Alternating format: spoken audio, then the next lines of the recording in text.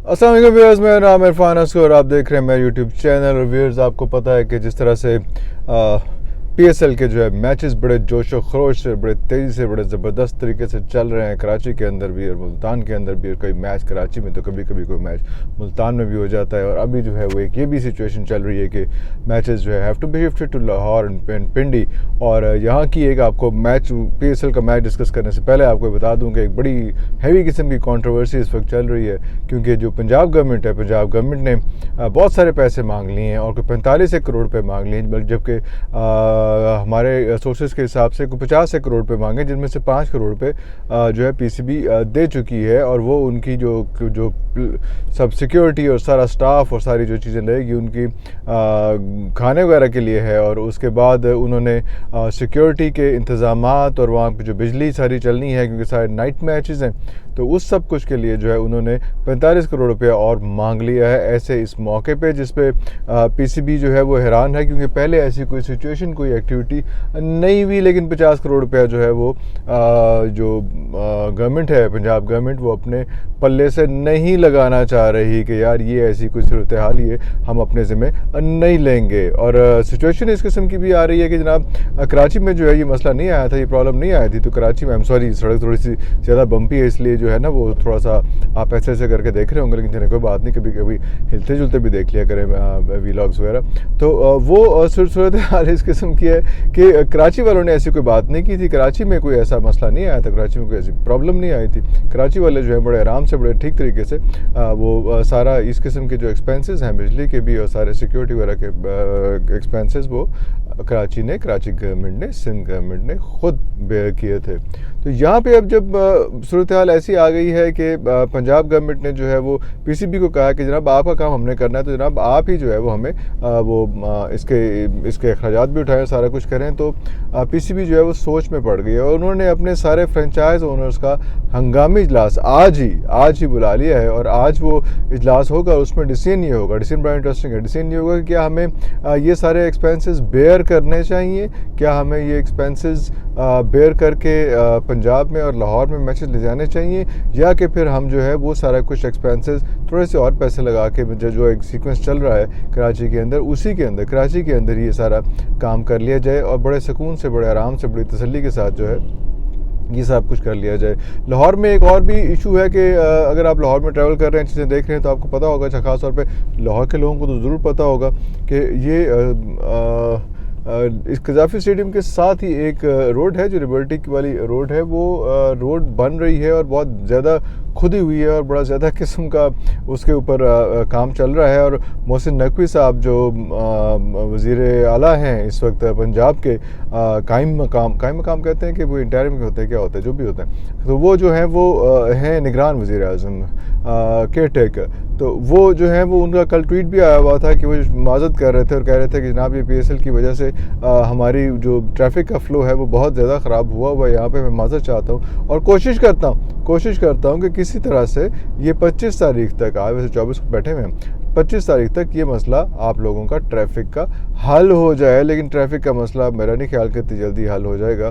तो ये सारे मसाइल चल रहे हैं, जिसकी वजह से आज हंगामी इजलास है पीसीबी का और फ्रेंचाइज ओनर्स का, और वो ये चाहेंगे कि हमें इतने ज़्यादा पैसे लगाने की बजाय जहाँ पे अभी तक मैचेस हो रहे हैं वही मैचेस जो है वो कंटिन्यू कर लिए जाएँ और वहीं पर मैचेस सारे के सारे खेल ली जाएँ, बजाय इसके कि मैचेस इधर लेके आएँ और उधर लेके आएँ। इसके अलावा एक और इंटरेस्टिंग खबर है, जब रिव्यूज़ हो रहे होते हैं, बातें हो रही होती हैं, चीज़ें हो रही होती हैं, तो कुछ लोग बड़ा ओवर स्पोकन हो जाते हैं और कुछ ज़्यादा इस किस्म की बातें कर जाते हैं। जैसे कल जो है वो एक मैच के बारे में डिस्कशन करते हुए ARY न्यूज़ पे जब कामरान अकमल बैठे हुए थे और बात हो रही थी बाबर आजम के हवाले से, क्योंकि कल मैच में बाबर आजम ने अच्छा परफॉर्म किया, लेकिन उनकी सोलो परफॉर्मेंस पे कोई ऐसी चीज़ हो नहीं पा रही जिससे वो कोई मैच विनिंग किस्म की सूरत हाल क्रिएट कर लें।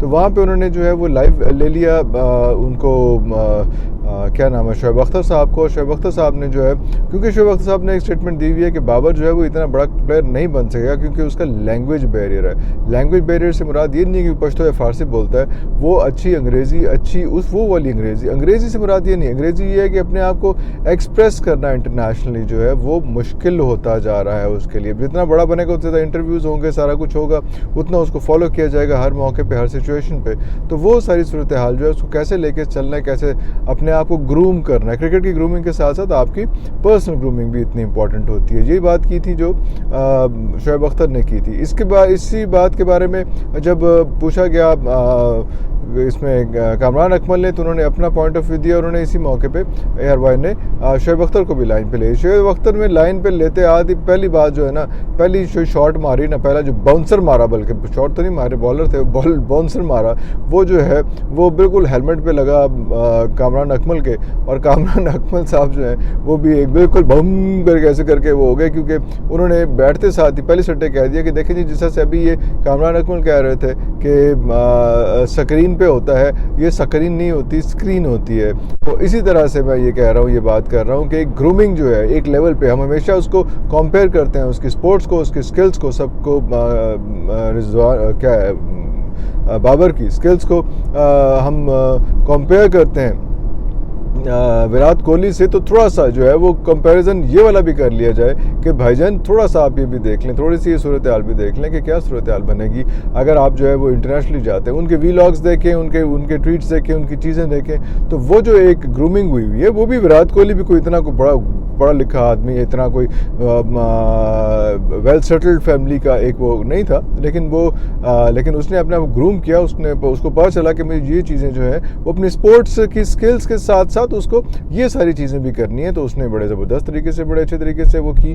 तो ये तो हम भी कहते हैं कि बाबर को जिस लेवल पे पहुंच चुके हैं, बाबर को अब एक तो उनकी सोलो फ्लाइट्स बहुत ज़्यादा है, टीम एफर्ट कम नज़र आती है। तो उसमें जहाँ पे टीम एफर्ट आती है वहाँ पे उनके जो डिसीजंस लेने होते हैं वो डिसीजंस भी कम होते हैं। नंबर 1 डिसीजंस ठीक नहीं होते एज ए कैप्टन। नंबर 2 वो जो है वो जब प्रेस कॉन्फ्रेंसेस में या बाकी जगहों पे अपनी स्किल्स को, अपनी स्पीकिंग स्किल, दुनिया जो है ना वो स्टोरी टेलर की है। मैं आपको बता दूं, जो अच्छी स्टोरी सुना सकता है ना, ये दुनिया उसके पीछे भागती है। जो अच्छी कहानी कर सकता है ना, दुनिया उसके दुआले हो जाती है। तो ये एक सिचुएशन इस किस्म की है जो कल एक वाक़या हुआ। I do agree with this के बाबर को अपनी जो है वो क्रिकेट स्किल्स, बैटिंग स्किल्स जो है वो भी तो है ही अच्छी, बड़ी ज़बरदस्त, उस पर तो कोई दूसरी बात नहीं है। उसको अपनी कैप्टनसी स्किल्स वो भी मनवानी है, बड़ी करनी है। उसका एक बहुत बड़ा कसूर ये वाला है कि जब बाबर पिछले वर्ल्ड कप से वापस आए थे, T20 वर्ल्ड कप 22 वाले से मेरा ख्याल है वापस आए थे, तो उन्होंने बहुत ज़्यादा एफर्ट्स नहीं की थी। उन्होंने आके यहाँ पे अपने से जितने सीनियर प्लेयर्स थे उन सबको, इंक्लूडिंग इमाद वसीम जो बहुत ज़्यादा सीनियर नहीं थे, सब प्लेयर्स को टीम से निकाल दिया था। तो वो जो ग्रूमिंग, वो सारा कुछ जो था वो सब कुछ ख़त्म हो गया। अब उसके सारे जो है छोटे छोटे बंदे हैं उसके साथ जो बड़ा अच्छा खेलते हैं, बड़ा सारा कुछ करते हैं, लेकिन वो जी हजूरी वाली सिचुएशन है कि बावजूद तुसी सही करता है, बाकी सब में गलत करता है। तो उस वाली सूरत हाल चल रही है जो कि इतनी अच्छी, इतनी मज़े की, इतनी इंटरेस्टिंग नहीं है। तो ये सारी चीज़ें देखनी पड़ेंगी बाबर को। अभी भी जो है वो ऑब्वियसली इस्लामाबाद और जो पेशावर का कल मैच था, पेशावर हैज़ टू थिंक कि हमने ये कोई सौदा कोई अच्छा किया कि नहीं किया, क्योंकि बाबर ने अपनी परफॉर्मेंस तो उसकी बड़ी अच्छी रही, लेकिन बॉलिंग और बैटिंग दोनों जो है वो बाकी टीम की जो है वो इतनी अच्छी नहीं रही है। मोहम्मद हारिस के अलावा कोई प्लेयर जम के उनके साथ खेल ना सका। हालांकि 76 स्कोर था, वो पावर प्ले में जो है 6.6 ओवर्स में वो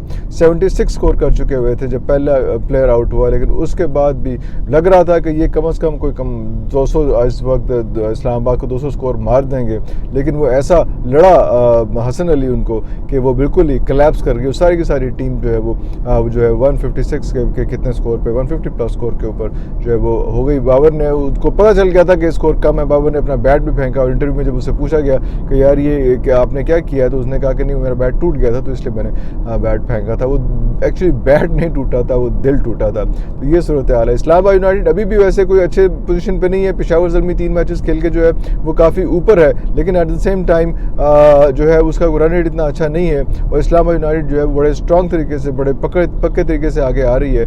आगे आके थोड़ी सी प्रॉब्लम्स क्रिएट हो सकती हैं पेशावर के लिए, क्योंकि पेशावर अभी नंबर 3 के ऊपर आ रही है और नंबर 4 के बाद उसने जो है वो गिर जाना है। एक तो मेहरबानी है कि अगर वो आए भी पेशावर ज़ल्मी तो किस वजह से आएगी, वो कराची और कोयटा के हारने की वजह से, उसकी बुरी परफॉर्मेंस की वजह से आएगी। अदरवाइज़ कोई ऐसे हालात, ऐसी चीज़ नहीं लग रहे कि पेशावर ज़ल्मी जो है वो बहुत आगे तक जाए। अगले मैच का जो है गुजारी बात है आपके साथ, उसकी भी डिस्कशन करेंगे। तब तक इजाज़त दीजिए। अल्लाह हाफ़िज़।